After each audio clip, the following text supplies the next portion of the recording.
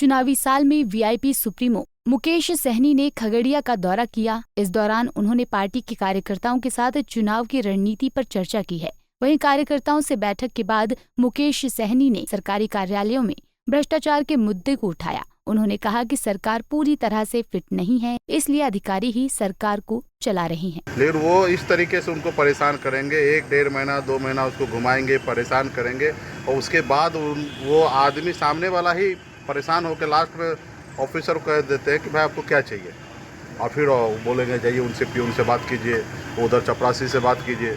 वहाँ जाएंगे तो बोलेंगे साहब बोल रहा है कि 10,000 रुपया दो, और वो लेंगे पैसा, बगैर लिए हुए काम नहीं होगा। एक छोटा से छोटा आय प्रमाण पत्र हो, जातीय आवासीय प्रमाण पत्र हो, हर एक चीज़ के लिए पैसा लगता है और सरकार का इस तरीके से व्यवस्था बना है कि बगैर पैसा दिए हुए काम नहीं है, क्योंकि राज्य में जो सरकार है वो फिट नहीं है। 2005 से लेकर 2010-12 तक फिट थे सरकार, और निश्चित तौर पर उसमें समय में राज्य में कुछ काम दिखा था।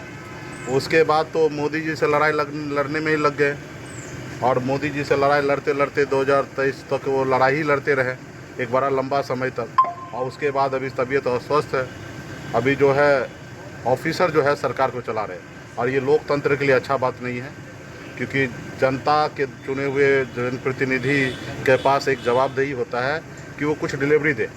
अगर वो काम अच्छा नहीं करेंगे तो जनता के पास ऑप्शन होता है कि 5 साल में बदल देना, लेकिन एक IAS और IPS का वो 60 साल के बाद रिटायरमेंट होना है, उसको बीच में से कोई हटा नहीं सकते।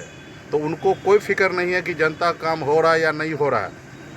हाँ, अगर सरकार सही हो तो उसको समय समय पे रिव्यू लेंगे, और चाहे वो कलेक्टर हो या SP हो, अगर उनके क्षेत्र में उनके काम करने का तरीके में गड़बड़ी। वहीं मुकेश सहनी ने केंद्रीय मंत्री चिराग पासवान पर हमला बोला है। उन्होंने कहा कि चिराग पासवान केवल कुछ सीटें बढ़ाने के लिए दबाव बना रहे हैं।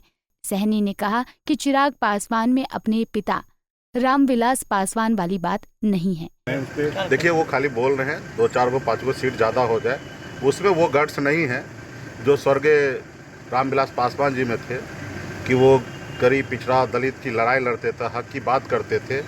एक सांसद को समर्थन वापस लेके अटल बिहारी वाजपेयी जी का सरकार गिरा दिए थे। वो चिराग जी नहीं है। चिराग जी का आपने देखा कि उनके पिताजी का किस तरीके से प्रतिमा को तोड़ा गया, किस तरीके से उसके घर से बेदखल किया गया, किस तरीके से भारतीय जनता पार्टी ने चिराग जी के घर को तोड़कर परिवार में फूट डालकर उसके पार्टी को ख़त्म कर दिया। ऐसे जगह फिर भी उन्हीं के साथ है, समझ गए ना। खाली कहने के लिए हनुमान है।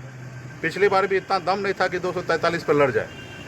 वो पिछड़ा समाज के नीतीश कुमार है, उन्हीं को कमज़ोर करने में लगे रहे और उनको कमज़ोर किए, और इसका फ़ायदा भाजपा को मिला।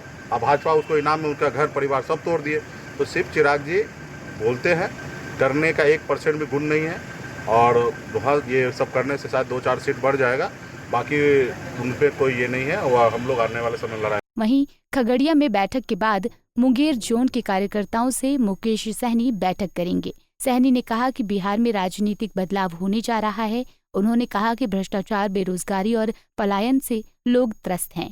खगड़िया में रात्रि विश्राम, अभी आज मुंगेर में कार्यक्रम है, मुंगेर जोन का कार्यक्रम है। 5-6 जिला का जो भी पार्टी के वरिष्ठ नेता है उन लोगों के साथ आज बैठक है, और इसी तरीके से पूरे बिहार में संगठन के ऊपर हम लोग काम कर रहे हैं, और मजबूती से कैसे हमारी सरकार बने उसके ऊपर हम लोग काम कर रहे हैं। और इस बार जनता ने मन बना लिया है, सिर्फ उनके साथ हमको कंधे से कंधे मिला के चलना है, और निश्चित तौर पे इस बार बदलाव होगा, क्योंकि बिहार के लोग जो है परेशान हो चुका है। कोई ऐसा काम थाना ब्लॉक में ऐसा नहीं है जो बगैर पैसा का काम होता होगा। सब जगह भ्रष्टाचार है, बेरोजगारी है।